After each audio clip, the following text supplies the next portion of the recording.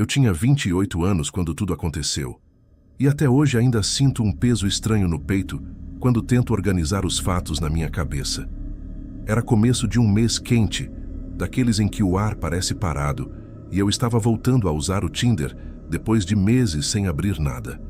Minha rotina estava sempre igual: acordar cedo, trabalhar o dia inteiro e, nos fins de semana, visitar minha mãe, Iraci, que morava a uns bons quilômetros de onde eu estava. Aquela vida repetitiva acabava deixando a gente meio carente de novidade, e acho que foi por isso que eu instalei o aplicativo de novo. No mesmo dia, apareceu o perfil da Camila. A foto dela tinha uma luz meio amarelada e ela parecia estar rindo de algo fora da câmera. Nada exagerado, nada esquisito, só normal. A gente deu match e logo depois ela me mandou um oi com um emoji sorrindo. Não pensei duas vezes. Começamos a conversar e em poucos minutos já tínhamos passado para o WhatsApp. Ela não parecia forçar nada, nem fazer perguntas invasivas. Só puxava assunto como se estivesse falando com um conhecido. Eu estranhei porque a maioria das conversas no aplicativo era superficial, meio engessada, mas com ela fluía. Quando ela sugeriu de a gente se ver naquela mesma noite, eu hesitei.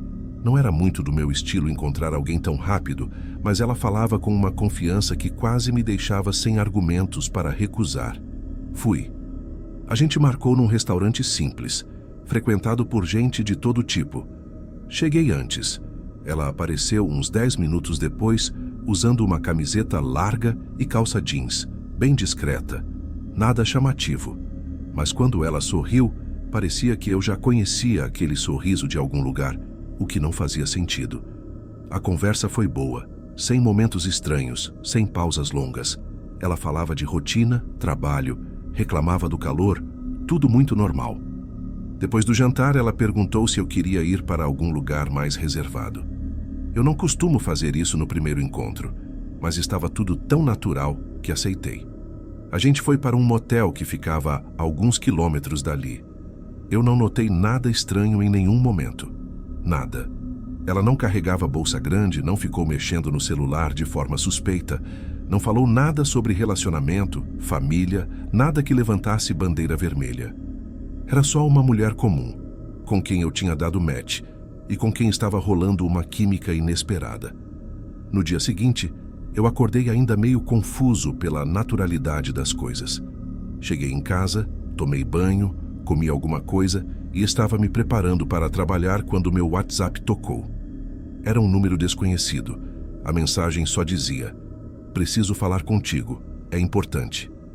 Achei que fosse alguém do serviço, então respondi. A pessoa pediu para me ligar. Eu aceitei. A voz do outro lado era calma. Calma demais. Um cara falando devagar, como se estivesse escolhendo cada palavra com cuidado. Ele disse que era da minha região, que fazia parte de uma quadrilha e que eu tinha feito merda grande. Eu perguntei o que ele estava falando, tremendo por dentro. Ele respondeu como se estivesse explicando algo óbvio, que eu tinha saído com mulher casada, mulher de bandido, e que isso tinha consequências. Eu tentei rir, como se fosse trote, mas ele continuou falando. Ele sabia meu nome completo, minha idade, onde eu trabalhava e o nome da minha mãe, Iraci. Quando ouvi o nome dela saindo da boca daquele desconhecido, senti meu corpo inteiro gelar, como se alguém tivesse jogado água fria por dentro da minha espinha. Desliguei sem falar nada. No mesmo segundo, corri até minha mãe e liguei para ela. Ela atendeu rindo, dizendo que estava tudo bem. Mas quando falei que tinha recebido uma ameaça, a voz dela mudou para algo entre preocupação e medo. Pedi para ela não sair de casa. Fui direto para a delegacia e registrei um boletim de ocorrência. Expliquei tudo. Mostrei prints. O policial anotou tudo, disse que iam analisar, mas que aqueles tipos costumam só querer dinheiro ou assustar. Eu bloqueei o número, denunciei, deletei minha conta no aplicativo. Mas não adiantou. No dia seguinte, minha mãe me ligou dizendo que tinha visto um carro parado por horas na esquina da rua dela. Um carro escuro, vidro fumê. Não era comum por lá. Ela disse que achou que alguém estava só esperando alguém. Mas quando mencionou que nem conseguiu ver quem estava dentro, meu estômago deu um nó que ainda lembro. No trabalho, No mesmo dia, um colega me chamou e disse que um homem tinha aparecido perguntando por mim. Perguntou minha hora de entrada, se eu costumava sair para almoçar fora, se eu morava sozinho. Meu colega achou estranho, mas achou que talvez fosse alguém da empresa, ou algum conhecido. Ele só percebeu que tinha dado informação demais quando viu minha cara perder o brilho. Aquela semana virou um pesadelo silencioso.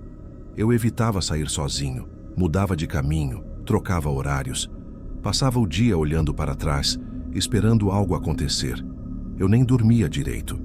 Minha mãe me ligava toda noite dizendo que estava tudo bem, mas eu sentia algo ruim crescendo, como se estivesse chegando perto devagar, milímetro por milímetro.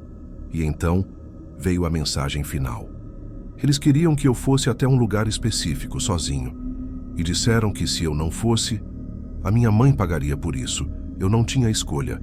Só que, dessa vez, eu não fui sozinho. Quando saí da delegacia depois de registrar o boletim, eu ainda acreditava que aquilo tudo podia ser algum golpe diferente. Uma tentativa estranha de extorsão usando medo psicológico. Mas, conforme os dias passavam, as coisas ficavam concretas demais para ser só intimidação. A sensação de estar sendo observado ficou tão forte que se tornou quase física, como se um peso invisível andasse grudado atrás de mim o tempo todo. Eu mudei de bairro na esperança de despistar qualquer um que estivesse me seguindo. Era longe de onde minha mãe morava, longe do meu trabalho, longe de quase tudo que fazia parte da minha rotina. Achei que esse afastamento ia diminuir a tensão, mas na primeira noite que dormi na casa nova, senti que não tinha escapado de nada. Não adiantava ter paredes diferentes, se o problema estava me cercando pelo lado de fora. No terceiro dia depois da mudança, recebi outra mensagem do mesmo número, mesmo eu tendo bloqueado. Ele usava novos números toda vez. Era só uma frase: "A gente sabe onde tua mãe está." Eu quase quebrei o celular quando li aquilo. Liguei para minha mãe imediatamente. Iraci tentou brincar dizendo que eu estava vendo coisa onde não tinha, mas quando perguntei se o carro escuro tinha aparecido de novo, ela silenciou por alguns segundos antes de negar. O jeito que ela negou me fez entender que tinha acontecido sim, e ela só estava tentando não aumentar meu medo. Depois do trabalho, fui direto para a casa dela. Não vi nenhum carro suspeito no caminho, mas a rua estava quieta. Minha mãe me recebeu com café passado na hora, como se quisesse manter alguma aparência de normalidade. Só que normalidade não combinava mais com nada que estava acontecendo. Quando sentei no sofá, ela finalmente admitiu que o carro tinha aparecido de novo. Ficou parado por pelo menos 2 horas um dia antes, sem ninguém descer, sem ninguém abrir o vidro. Uma presença muda, só observando. Decidi que não dava mais para esperar que aquilo se resolvesse sozinho. Voltei à delegacia e falei com outro policial, porque o primeiro parecia não ter entendido a gravidade. Contei tudo de novo, agora com mais detalhes e mais medo. O policial ouviu tudo em silêncio e me fez repetir exatamente as frases que o homem tinha dito para mim. Quando falei sobre eu ter mexido com mulher de bandido, ele ergueu as sobrancelhas, como se aquela parte finalmente fizesse tudo encaixar. Ele não me disse nomes nem comentou casos específicos, mas explicou que havia grupos usando mulheres para atrair homens para situações de extorsão, às vezes até sequestro. Às vezes só queriam dinheiro, às vezes queriam outras coisas. Quando mencionei que Camila nunca tinha dito que era casada, ele respondeu que essas mulheres não contavam nada mesmo. Na maioria das vezes, elas eram apenas parte da operação. Planejavam o encontro, mostravam a localização do cara para o grupo e sumiam depois. Saí da delegacia tremendo, sentindo que tinha entrado numa história que não era para eu estar dentro. Ameaçar minha vida era uma coisa, ameaçar minha mãe, isso tirava qualquer estabilidade emocional que eu ainda tinha. Horas depois, quando cheguei no trabalho, um colega me chamou discretamente. Ele parecia desconfortável. Contou que o mesmo homem de antes, ou pelo menos alguém com a mesma descrição, tinha voltado. Perguntou de mim de novo. Disse que precisava me entregar um recado. Meu colega disse que não deu informação nenhuma dessa vez, mas parecia arrependido de ter falado demais antes. Estava pálido, quase tão assustado quanto eu. Cheguei em casa sem conseguir pensar em outra coisa, além da tal reunião que eles estavam exigindo. A ameaça era clara. Se eu não fosse, minha mãe sofreria. E eu sabia no fundo que não era blefe. Eles sabiam onde ela morava, sabiam onde eu trabalhava, sabiam meus horários. E o pior, sabiam que eu estava com medo suficiente para obedecer. Naquela noite, recebi a mensagem definitiva. Quinta à noite, vai no lugar que vou mandar, sozinho. Se envolver polícia, tua mãe paga. Eu tremi, mas algo dentro de mim se recusava a aceitar que eu tinha que ir de peito aberto para um grupo de criminosos. Eu sabia que não tinha como enfrentar aquilo sozinho, e também sabia que se não pedisse ajuda naquele momento, talvez fosse tarde demais. Na manhã seguinte, voltei à delegacia. Falei com outro policial, mais experiente. Ele ouviu tudo, pensou por alguns segundos e disse que a situação já tinha passado do ponto de ser tratada como simples ameaça. Explicou que se eu tentasse ir ao encontro sozinho, eu provavelmente não voltaria. A voz dele era seca, direta, sem suavizar. Ele me propôs o plano. Eu iria até o local marcado, exatamente no horário combinado. Minha mãe ficaria sob proteção. Haveria policiais à paisana espalhados pela área, observando tudo. O objetivo era identificar quem estava envolvido e impedir qualquer aproximação. Mas para funcionar, eu teria que agir naturalmente, como se não tivesse avisado ninguém. Ele ressaltou que eu tinha que ser convincente. Se eles notassem qualquer comportamento suspeito, poderiam desistir na hora. Ou pior, passei o resto do dia sem conseguir me concentrar em nada. Cada buzina na rua me fazia olhar pela janela. Cada mensagem no celular me deixava ansioso. A hora marcada se aproximava como algo inevitável. Quando chegou aquela noite, eu estava tão nervoso que minhas mãos não paravam de suar. Os policiais me instruíram a não levar nada, a não demonstrar medo e a seguir o plano exatamente. Antes de sair, fui até minha mãe. Ela quis fingir coragem, mas eu vi o pânico no fundo dos olhos dela. Ela me abraçou forte, como se estivesse com medo de que aquele pudesse ser nosso último abraço. Entrei no carro dos policiais sem olhar para trás. Eles me deixaram a alguns quilômetros do ponto marcado, para não levantar suspeitas. Caminhei o resto do trajeto sozinho, com o coração disparado e a sensação absurda de que aquela noite ia decidir meu destino. O local era uma área aberta, pouco movimentada, com postes de luz bem espaçados e sombras longas que engoliam metade da rua. O tipo de lugar onde qualquer coisa podia acontecer sem testemunha. Meu celular vibrou. Chegou? Respondi com um simples sim. Então outra mensagem veio segundos depois. Tô te vendo. Eu parei na hora. A rua parecia silenciosa. Só o som distante de um motor, talvez. Ou talvez fosse imaginação minha. Eu tentei respirar fundo, me convencer de que os policiais estavam ali, escondidos, observando tudo. Mas a sensação de estar exposto, sozinho, entregue, era tão forte que meus joelhos quase cederam. A última mensagem chegou segundos depois. Agora fica parado. A gente vai até você. Foi aí que eu percebi que alguma coisa estava errada. Eles não disseram de onde estavam vindo. Eu fiquei parado exatamente onde tinha sido instruído, mas a cada segundo que passava, eu tinha mais certeza de que aquela situação não estava indo do jeito que o policial tinha prometido. Eu olhava para os lados, tentando manter a respiração estável, mas meus olhos procuravam desesperadamente algum movimento, qualquer coisa que indicasse onde os policiais à paisana estavam. Só que eu não via ninguém. Nenhum vulto familiar, nenhuma sombra humana escondida. Nada. Era como se eu estivesse completamente sozinho.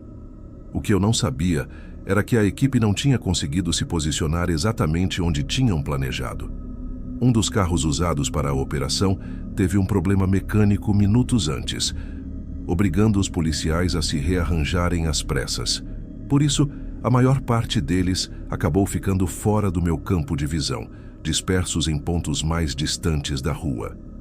Eu no centro da cena, achando que estava sozinho, quando na verdade eles tinham se espalhado de modo menos visível do que o prometeram. A rua tinha poucas casas, todas com luzes apagadas, Mais adiante, dava para ouvir um cachorro latindo, mas parecia muito distante para ser algum tipo de alerta. O vento mexia leve nas folhas, e eu tentava me convencer de que aquilo era o som que eu estava ouvindo. Mas não era só isso. Tinha algo mais. Um ruído quase imperceptível, abafado, como pneu rodando devagar no asfalto. Meu celular vibrou de novo. Não olha para trás. Meu corpo inteiro travou. Eu não tinha olhado para trás. Como ele sabia disso? Antes que eu pudesse pensar em responder, um farol se acendeu no fim da rua, forte, branco, direto na minha direção. Não era forte o bastante para me cegar, mas o suficiente para esconder quem estava dentro do carro. Ele estava parado, sem fazer barulho, como se já estivesse ali há mais tempo do que eu tinha percebido. Me deu vontade de correr, mas correr significava colocar minha mãe em risco, e correr significava fugir do plano, se é que ainda existia um plano funcionando. O farol se apagou. Eu ouvi o som da porta sendo aberta. Me preparei para ver alguém sair, mas foi aí que finalmente percebi. O carro não estava sozinho. Do lado esquerdo, mais próximo da calçada, um segundo carro, esse sem ligar farol, começou a engatar uma ré lenta, silenciosa, se posicionando como quem fecha uma saída. Aquilo não estava na descrição policial. Nada daquilo estava. Meu celular vibrou outra vez. Anda para frente, devagar. Eu estava sendo empurrado para um ponto específico da rua entre os dois carros. Eu só fui entender depois que aquele local específico tinha um motivo. Era um ponto morto entre dois postes, justamente onde a câmera de segurança da rua não pegava nada com nitidez. A quadrilha sempre fazia isso. Atraía a vítima até aquele pedaço exato de asfalto, repetindo o mesmo padrão como se fosse um ritual. Na hora, tudo parecia só uma crueldade calculada, mas era técnica. Eles sabiam o que estavam fazendo. Olhei ao redor mais uma vez, desesperado por alguma presença policial escondida, mas continuava sem ver nada além de postes espaçados e sombras esticadas pela luz. O silêncio começou a virar um chiado dentro da minha cabeça, como se meu cérebro estivesse tentando me avisar que alguma coisa estava muito fora do controle. Quando dei o primeiro passo para frente, um segundo som ecoou. Este sim, impossível de ignorar. Um estalo seco, metálico, curto. Parecia um rádio, mas não vinha de mim. Vinha do segundo carro. E antes que eu entendesse o que estava acontecendo, uma voz sussurrou atrás de mim, praticamente do meu lado, tão baixa que quase se confundiu com o vento. Não reage. A polícia está na área. Eu não sei como o policial chegou ali sem eu ver. Depois descobri que ele já estava ali havia mais de 20 minutos, escondido no terreno baldio ao lado, deitado entre arbustos secos, observando os carros suspeitos que rondavam a área. Eles tinham identificado um veículo que batia com as denúncias anteriores e, por isso, deslocaram o agente antes de me deixarem caminhar sozinho. Ele parecia ter saído debaixo da sombra do poste. Ele não me olhou, não me tocou, só repetiu: "Continua andando. Eles não podem achar que tu percebeu alguma coisa." Aquilo deveria ter me aliviado, mas não aliviou, porque no mesmo segundo, o carro à frente acelerou um pouco, avançando alguns metros, e depois parou de novo, como se estivesse testando a distância, como se estivesse calculando o movimento exato para me pegar. O policial atrás de mim murmurou: "Quando eu disser, tu vai cair no chão. Não corre, só deita." Meu coração batia tão forte que eu sentia a pulsação nas temporas. Dei mais 2 passos, e foi aí que tudo explodiu ao mesmo tempo. O carro da frente acelerou de vez, rápido demais para um lugar tão estreito. Os suspeitos perceberam algo estranho segundos antes. Talvez um reflexo rápido, talvez o barulho de rádio de alguém fora do lugar. Eles eram treinados nesse tipo de leitura, viviam disso. Quando perceberam a mínima chance de que aquilo fosse uma emboscada, não hesitaram. Agiram primeiro. Por isso a operação, que deveria ser silenciosa, virou uma explosão caótica em questão de segundos. O segundo carro avançou pela lateral, fechando qualquer rota. E no mesmo instante, um grito seco ecoou de algum ponto da rua. "Agora!" Eu me joguei no chão, mas não tive nem tempo de tampar a cabeça. Ouvi o som de portas sendo escancaradas, Passos correndo, berros, e então o estampido, alto, único, tão forte que ecoou dentro do meu peito como se tivesse estourado por dentro. Eu não conseguia entender de onde veio. Outro estampido veio logo em seguida, dessa vez mais seco, como se tivesse acertado metal. Alguém gritou: "Abaixa a arma, abaixa!" O som de corrida virou som de luta. Um dos carros acelerou de novo, dessa vez dando ré tão brusca que o pneu raspou no meio-fio. O policial que estava perto de mim segurou meu ombro e repetiu para eu não levantar. A poeira começou a subir, misturada ao cheiro de borracha quente. Mais vozes, mais gritos, até que de repente tudo cessou. O silêncio voltou tão rápido que era impossível acreditar que segundos antes aquilo tinha sido um campo de guerra. Fiquei imóvel até alguém encostar no meu braço e dizer: "Tá seguro, levanta devagar." Quando levantei, minhas pernas estavam bambas. Os carros ainda estavam ali, mas ambos com as portas abertas. O da frente tinha marca de tiro no capô. O da lateral estava vazio, com as luzes internas acesas. Um dos policiais estava algemando um homem no chão. Eu mal conseguia ver o rosto dele, mas dava para perceber que ele era forte, grande, com tatuagens nos braços. E então minha visão foi puxada para outra cena. No banco de trás do carro escuro, havia uma mochila aberta, vários celulares dentro, chips soltos, cartões de memória. Era material de gente que fazia aquilo sempre. Um dos policiais, talvez o que estava comigo, talvez outro, eu já estava desnorteado demais para diferenciar. Falou que o grupo era investigado há meses. Usavam mulheres como isca. Camila provavelmente nem fazia parte diretamente da quadrilha, só atraía e sumia. Eles tinham visto meu caso como oportunidade de pressionar alguém que tinha rotina previsível, família fácil de rastrear. Não era pessoal, era método. O problema é que a quadrilha mudava de rota o tempo todo, e até aquele momento eles nunca tinham conseguido pegar os membros mais violentos em ação. Meu caso foi o primeiro em que surgiu chance real de flagrante, e por isso a operação teve que ser montada às pressas, com o que havia disponível naquela noite. Eu perguntei se eles tinham pego todos. O policial respirou fundo antes de responder. Não, um deles fugiu. Não tive tempo de processar, porque então chegou a informação que fez minhas pernas quase desabarem de novo. O homem que tinham prendido, o que mandou as mensagens, o que sabia o nome da minha mãe, o que tinha aparecido no meu trabalho, não tinha ido ao encontro naquela noite. O cara que fugiu era ele. A investigação posterior mostrou que o carro escuro visto na rua da minha mãe era o mesmo modelo usado pelo integrante que fugiu naquela noite. As placas eram frias, clonadas e nunca mais foram identificadas. Ele provavelmente passou dias monitorando nossa rotina antes de fazer as ameaças. Dias depois, Camila foi localizada em outra cidade, interrogada e liberada porque não tinham prova de que ela sabia da parte mais pesada das ameaças. Ela contou que havia recebido dinheiro para marcar encontros com homens específicos, mas que nunca soube exatamente o que acontecia depois. Disseram apenas que era um serviço fácil e que ela só precisava seguir instruções simples e desaparecer logo depois. Camila parecia tão assustada quanto eu, e pela forma como tremia ao ser questionada, tive a impressão de que ela também estava sendo ameaçada por eles. Me disseram que ela parecia perdida, com medo, e que provavelmente era usada por eles. Nunca mais tive contato com ela. Eu continuei vivendo, mas com um cuidado que nunca mais consegui largar. Me mudei de novo.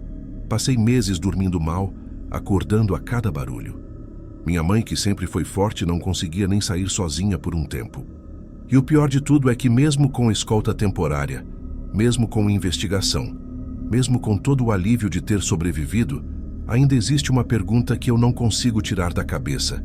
Naquela noite, quando meu celular vibrou dizendo "tô te vendo", os policiais ainda não estavam posicionados. E até hoje ninguém sabe de onde aquela mensagem realmente veio, ou de onde ele está agora. Tentaram rastrear o número, mas o chip tinha sido descartado minutos depois, jogado em algum bueiro ou terreno vazio. A única coisa que descobriram foi que o sinal não veio de nenhum dos carros. Veio de 4 quarteirões acima, numa área cheia de prédios abandonados.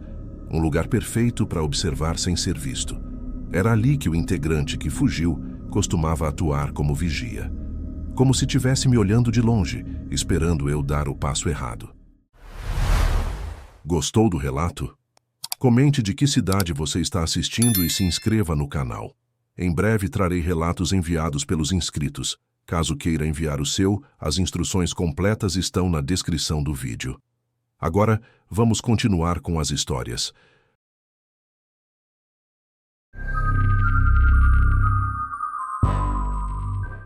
Eu cheguei aos Estados Unidos no começo do outono, quando o frio ainda não tinha decidido se ia ficar ou ir embora de vez.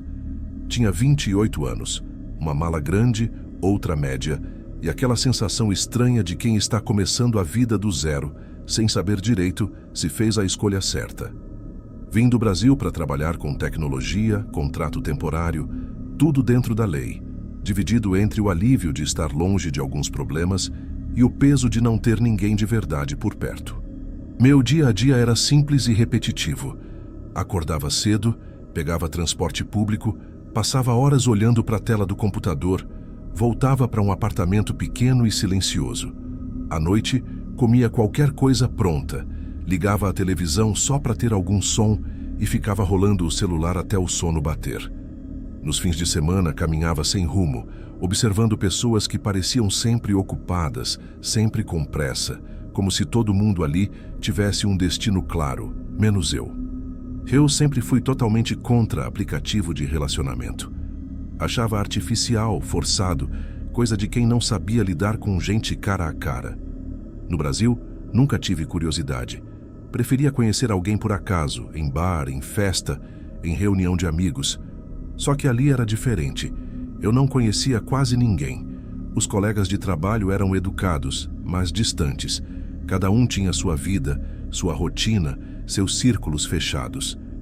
Depois de quase 2 meses nesse ritmo, numa noite particularmente silenciosa, eu pensei que talvez estivesse sendo orgulhoso.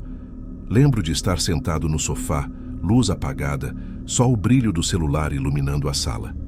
Pensei algo como: estou aqui, tão longe de casa, coisas interessantes podem acontecer. Baixei o Tinder meio a contragosto, com uma ponta de vergonha, como se estivesse fazendo algo errado. Criei o perfil rápido, sem muita foto, sem bio elaborada. Comecei a deslizar. A maioria dos perfis parecia falsa ou claramente comercial. Fotos exageradas, descrições vagas, mensagens que iam direto ao ponto de forma estranha. Eu ignorava quase tudo. Alguns matches aconteceram, mas morriam rápido. Conversas curtas, frias, sem conexão. Até que apareceu a Yara. O perfil dela era bem simples.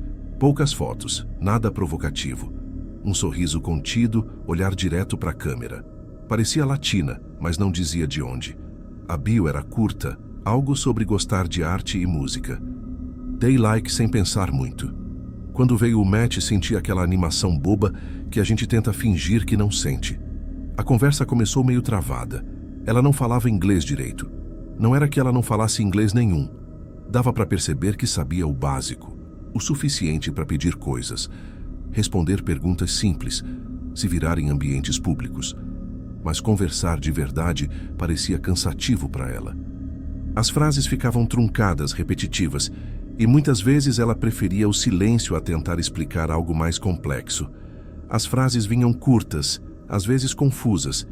Eu usava tradutor para responder, copiava, colava, relia. Demorava, mas funcionava. Ela parecia paciente, educada, interessada de verdade. Perguntava sobre o Brasil, sobre por que eu tinha vindo, sobre como era minha vida ali. Com o passar dos dias, comecei a criar uma rotina em torno daquilo. Checava o celular mais vezes do que gostaria de admitir. Quando chegava a mensagem dela, eu parava o que estava fazendo para responder. Ela mandava áudios às vezes, a voz baixa, calma. Dizia que estudava, que pintava quadros, que gostava de temas mais sombrios, coisas que vinham dos sonhos dela. Falava isso de um jeito natural, sem tentar parecer misteriosa. Depois de quase uma semana conversando, ela sugeriu que a gente se encontrasse. Disse que conhecia um lugar legal, uma boate que gostava muito. Eu tentei sugerir outras coisas. Um bar mais tranquilo, um café. Até cogitei convidar colegas do trabalho, mais por educação do que por proximidade, achando que isso deixaria tudo mais leve. Ela recusou tudo com educação, mas firmeza. Disse que preferia aquele lugar específico, que se sentiria mais confortável lá. Achei estranho, mas não tanto a ponto de desistir. Ela era muito bonita, não só fisicamente, mas no jeito de se portar. Havia algo nela que passava cuidado, atenção. Nada escancarado, nada sexual. Acabei concordando. No dia do encontro, fiquei nervoso como não ficava há anos. Escolhi roupa demais, troquei de camisa 2 vezes. Pensei em desistir mais de uma vez. Quando saí do apartamento já estava escuro. O ar frio batia no rosto e aquela sensação de estar fazendo algo fora da rotina me deu um certo alívio. Encontrei a Yara na entrada do lugar. Ao vivo, ela era ainda mais bonita. Cabelos longos e escuros, roupa simples, mas que caía perfeitamente. Os olhos grandes pareciam observar tudo ao redor com atenção. Ela sorriu quando me viu. Um sorriso curto, discreto. Me cumprimentou com um beijo no rosto, gesto que me pegou de surpresa naquele contexto. Lá dentro, o som era alto, as luzes baixas, muita gente. Não era o tipo de lugar que eu costumava frequentar, mas tentei entrar no clima. Pedi bebidas, sentei com ela numa área mais reservada. Conversamos, ou melhor, tentamos. Eu traduzia. Ela ria quando algo saía errado. Às vezes ficávamos só observando as pessoas, dividindo o silêncio. Ela bebia rápido. Eu notei isso, mas racionalizei. Pensei que fosse nervosismo, empolgação. Pedi um narguilé para ela, e os olhos dela brilharam como se eu tivesse acertado em cheio. Ela parecia se divertir genuinamente. Acendia meus cigarros, servia minha bebida, perguntava se eu estava confortável. Pequenos gestos que criavam uma sensação estranha de cuidado. Em nenhum momento pensei em perigo. No máximo pensei que estava gastando mais do que devia. Ainda assim, havia algo ali que eu não conseguia nomear. Uma sensação leve, quase imperceptível, de que aquela noite estava saindo do roteiro comum da minha vida. Algo que eu só entenderia muito tempo depois. Depois da segunda cerveja, comecei a prestar mais atenção nos detalhes.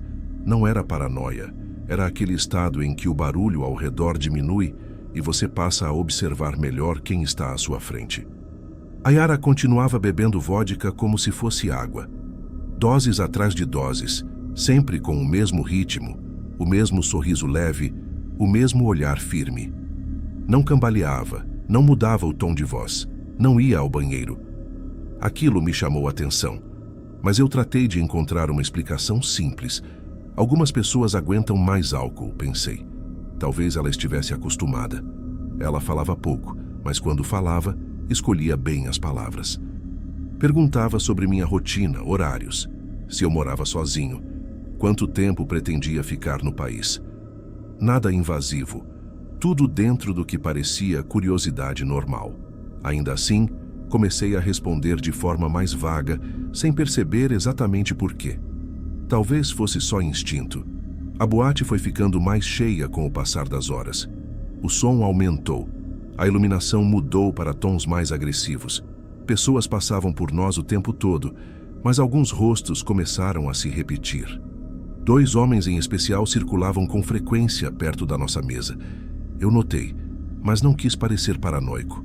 Podiam ser funcionários, seguranças, qualquer coisa. Em lugares assim, é normal. A Yara parecia completamente à vontade. Cumprimentava garçons com familiaridade. Fazia pequenos gestos com a mão que eu não entendia. Recebia olhares de reconhecimento. Quando perguntei se ela vinha muito ali, respondeu apenas que gostava do ambiente. Mudou de assunto logo depois. Na minha 4ª cerveja, comecei a sentir o peso do cansaço. Olhei o celular, vi o horário escrito por extenso na tela de bloqueio e pensei que talvez fosse uma boa ideia ir embora em breve. Comentei isso de forma casual. Ela franziu a testa por um segundo, quase imperceptível, e sugeriu mais uma rodada. Disse que a noite ainda estava boa. Concordei, mesmo sabendo que não precisava. Foi nessa rodada que algo mudou. O garçom trouxe as bebidas sem anotar nada. Colocou tudo na mesa com rapidez, como se já soubesse exatamente o que era. A Yara agradeceu num tom baixo, quase íntimo. Quando ele se afastou, percebi que o valor no pequeno recibo deixado ali parecia bem alto para o que tínhamos pedido até então. Fiz uma conta rápida na cabeça e pensei que talvez estivesse enganado. Luz baixa confunde, álcool confunde. Continuei conversando, mas minha atenção já não estava totalmente nela. Eu observava o entorno, os mesmos rostos passando, o clima ficando mais pesado. A Yara acendeu outro cigarro para mim, encostou mais perto, sorriu. Aquilo deveria me tranquilizar, mas teve o efeito contrário. Senti uma pressão estranha no peito, como se algo estivesse fora do lugar. Ela pediu mais uma dose sem me consultar. Eu não discuti. Quando chegou, foi a sexta dela, talvez a sétima. Ela virou de uma vez, limpou a boca com o dorso da mão e riu. Nenhum sinal de embriaguez. Nenhum. Pensei ainda ali que talvez ela estivesse controlando melhor do que parecia. Algumas pessoas fingem beber, outras trocam copos, outras simplesmente conhecem melhor seus limites. A explicação me pareceu suficiente naquele momento, talvez porque eu precisasse que fosse. Questionar mais a fundo significaria admitir que havia algo muito errado naquela noite. Eu comecei a sentir sede, uma sede seca, diferente. Pedi água. Demorou mais do que deveria. Quando veio, o copo estava morno. Bebi mesmo assim. Meu corpo parecia lento, mas minha cabeça estava clara. Era uma sensação contraditória, difícil de explicar. Na hora, associei aquilo ao álcool, ao cansaço acumulado, ao barulho. Só muito tempo depois é que a ideia me atravessaria de forma mais incômoda. Aquela sensação não parecia exatamente embriaguez, era outra coisa. E eu nunca soube dizer se era só ansiedade extrema ou se havia algo a mais naquela água morna. Nunca consegui provar nada, nem para mim mesmo. Não acordei no dia seguinte passando mal. Não houve apagão nem perda de memória. Ainda assim, aquela sensação específica, o corpo lento demais para uma mente excessivamente alerta, não combinava com nenhuma bebedeira que eu já tivesse tido.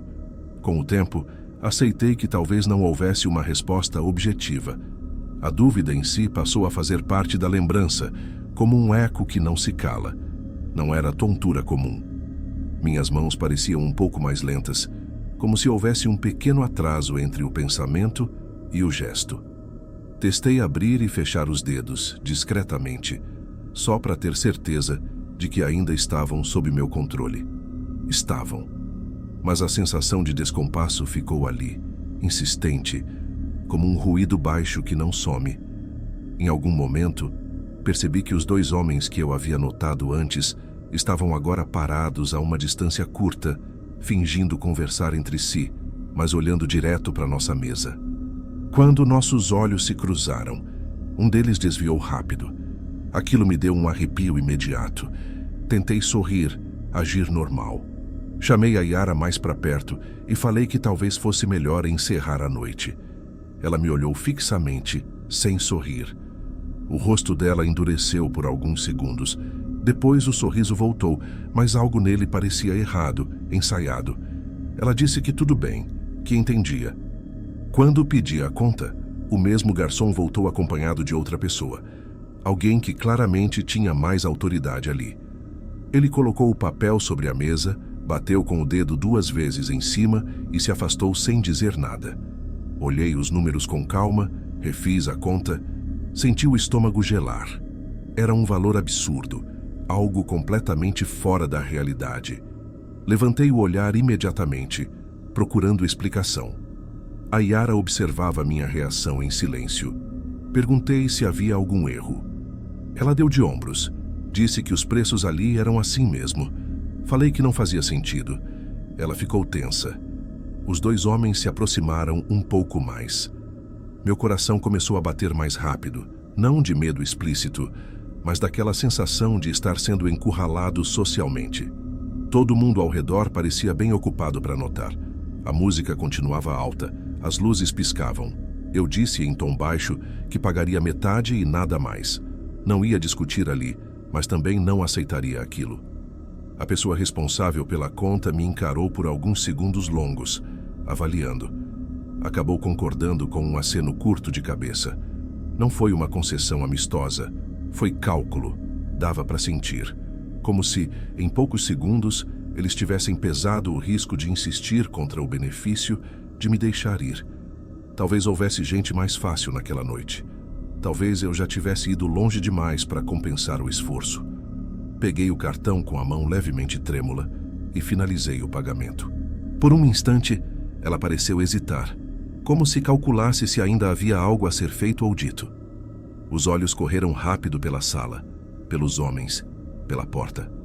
Só então, o rosto se fechou de vez, como quem aceita uma perda que não estava nos planos. Quando tudo acabou, senti um alívio imediato, mais curto. Me aproximei da Yara para me despedir. Ela não retribuiu o gesto. O olhar dela agora era frio, duro, quase hostil. Sussurrou algo que não entendi direito, numa língua que não era inglês nem espanhol claro. Havia raiva ali, muita. Eu virei as costas e fui embora sem olhar para trás. O ar frio da rua bateu no meu rosto como um choque. Caminhei rápido, sentindo o corpo pesado, a cabeça girando não de álcool, mas de adrenalina. Entrei no transporte público com a sensação clara de que tinha escapado de algo, mesmo sem saber exatamente do que. No caminho de volta, o celular vibrou. Mensagens dela. Acusações confusas, frases mal traduzidas, palavras como agressão, desrespeito, ameaça. Pediu que eu voltasse, que resolvesse aquilo. Meu estômago revirou. Eu bloqueei o contato sem responder. Naquela noite, demorei horas para dormir. Ficava repassando cada detalhe, cada olhar, cada gesto. Ainda não entendia o que tinha acontecido de verdade. Só sabia que aquela primeira estranheza tinha deixado uma marca e que, de alguma forma, aquilo ainda não tinha acabado. Nos dias seguintes, tentei seguir a rotina como se nada tivesse acontecido. Acordava, ia trabalhar, voltava para casa, repetia tudo no automático. Mas alguma coisa em mim tinha mudado. Era como se uma parte do meu cérebro tivesse ficado em alerta permanente, analisando tudo ao redor, buscando padrões onde antes só existia paisagem. Eu tinha bloqueado a Yara no aplicativo e no celular, mas isso não significou silêncio. Começaram a chegar mensagens de números diferentes. Algumas em inglês quebrado, outras em espanhol, outras misturadas com palavras que eu não entendia. As acusações variavam. Em uma, eu era um covarde que tinha fugido sem pagar. Em outra, eu tinha sido agressivo. Em outra, ela dizia que estava em perigo por minha causa. O tom mudava rápido. Ora raiva, ora quase súplica. Só depois entendi que aquelas mensagens talvez não tivessem um único objetivo. Podiam ser tentativas de me assustar, de me fazer voltar ou simplesmente de criar uma narrativa alternativa, caso eu procurasse ajuda. O excesso de versões hoje me parece menos confusão emocional e mais estratégia mal disfarçada. Eu não respondia. Dizia a mim mesmo que qualquer interação só pioraria as coisas. Ainda assim, cada vibração do celular fazia meu estômago afundar. Comecei a deixá-lo no modo silencioso, virado com a tela para baixo, como se isso diminuísse o impacto psicológico. Uma tarde, saindo do trabalho, notei algo que tentei ignorar de início. Um carro escuro parado do outro lado da rua, com alguém dentro. Não era nada específico, nenhum detalhe marcante. Podia ser qualquer pessoa esperando alguém. Entrei no transporte e segui meu caminho. No dia seguinte, vi o mesmo carro, em outro horário, em outro ponto. De novo, racionalizei. Cidade grande é assim. Coincidências acontecem. As mensagens continuaram por mais alguns dias e depois pararam de vez. Esse silêncio, estranhamente, me deixou mais inquieto do que as ameaças. Comecei a revisar mentalmente tudo o que tinha falado naquela noite, tudo o que podia ser usado contra mim. Pensava em como histórias podem ser distorcidas dependendo de quem conta. Foi nesse período que comecei a pesquisar mais sobre golpes em boates. Não algo obsessivo, mas o suficiente para perceber que aquilo não era tão incomum quanto eu gostaria. Histórias muito parecidas com a minha Detalhes que se encaixavam muito para serem ignorados. Pessoas atraídas por aplicativos, levadas a lugares específicos, contas infladas, intimidação velada. Nada disso era oficialmente assumido por ninguém. Tudo ficava num limbo entre boato e verdade. 2 semanas depois, um amigo do Brasil chegou para passar um tempo comigo, o Enzo. A presença dele trouxe um alívio imediato. Ter alguém que falava minha língua, que entendia minhas referências, que conhecia meu jeito desde antes de tudo aquilo. Na primeira noite, contei a história inteira, do começo ao fim. Ele ouviu em silêncio, sem me interromper, com aquela expressão fechada que sempre fazia quando algo não parecia certo. Quando terminei, ele não fez piada, não minimizou. Disse apenas que aquilo tinha sido um golpe claro e que eu tinha dado sorte de sair ileso. Comentou que gente assim não gosta de perder dinheiro nem controle. Aquilo ficou ecoando na minha cabeça. Alguns dias depois, ele sugeriu algo que me deixou desconfortável. Eu sabia que não era uma decisão racional no sentido clássico. Não era coragem, nem curiosidade. Era cansaço. A sensação de que a história tinha ficado aberta, me perseguindo nos detalhes do dia a dia. Voltar ali não era buscar justiça nem vingança. Era tentar tirar daquele lugar o poder simbólico que ele ainda tinha sobre mim. Um cansaço específico de quem percebe que fugir o tempo todo também cobra um preço. Disse que queria ir ao mesmo lugar, não para confrontar ninguém diretamente, mas para ver se alguém nos reconhecia, para fechar o ciclo nas palavras dele. Eu relutei. Não queria reviver nada daquilo, mas ao mesmo tempo havia uma parte de mim cansada de se sentir em fuga. Fomos numa noite de semana mais cedo, quando o movimento ainda não estava no auge. O ambiente era o mesmo, mas parecia diferente com o olhar de fora. As luzes menos sedutoras, o som menos envolvente. Era só um lugar comum, quase vazio. Sentamos longe, pedimos algo simples. Eu me sentia exposto, como se tivesse voltado ao palco de algo que ainda não tinha terminado. Demorou pouco, não vi a Yara, mas senti aquele mesmo clima pesado de antes. Alguns olhares demorados. Um funcionário que passou perto da mesa mais vezes do que o necessário. Enzo percebeu rápido. Ele tinha um jeito calmo, mas intimidador quando precisava. Manteve postura firme, olhar direto, sem provocar, sem baixar a cabeça. Em certo momento, uma figura que eu reconheci vagamente se aproximou. Não disse nada, apenas ficou ali por segundos, avaliando. Enzo sustentou o olhar, não desviou. O clima ficou tenso, palpável. Não houve palavras, não houve ameaça explícita. Mas havia um entendimento silencioso acontecendo ali. Algo como "lembramos de você", misturado com "não vale a pena". Pagamos e fomos embora sem pressa, sem olhar para trás. Do lado de fora, o ar frio pareceu mais leve. Caminhamos por alguns quarteirões em silêncio. Meu corpo começou a relaxar só então, como se tivesse segurado a respiração por muito tempo. Naquela noite, dormi melhor do que nas anteriores. Não profundamente, mas sem sobressaltos. No dia seguinte, percebi que algo tinha mudado de novo. As mensagens não voltaram. O carro escuro não apareceu mais. A cidade parecia ter me engolido outra vez, como faz com todo mundo. Nunca soube se aquele carro realmente tinha relação com tudo aquilo ou se foi só minha mente tentando criar sentido para um medo difuso. Mas a dúvida, por si só, já era suficiente para me manter em alerta. E talvez esse fosse o efeito mais duradouro de toda a situação. Mesmo assim, algumas coisas nunca voltaram ao normal. Até hoje desconfio de gentileza demais vinda de desconhecidos. Presto atenção exagerada em contas, em olhares, em silêncios. O Tinder eu apaguei e nunca mais baixei. Não por medo do aplicativo em si, mas do que ele abriu naquela fase da minha vida. O mais perturbador não foi o dinheiro perdido, nem as ameaças mal escritas. Foi perceber como é fácil ser levado, como tudo pode parecer normal, enquanto você está escorregando para uma situação que não controla. Não houve perseguição declarada, não houve violência explícita. Só uma sequência de decisões pequenas, racionais na superfície, que quase me colocaram numa posição muito pior.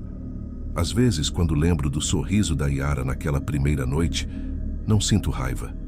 Sinto algo mais frio. Uma compreensão incômoda de que aquilo era um papel ensaiado, repetido com outras pessoas antes de mim e depois também.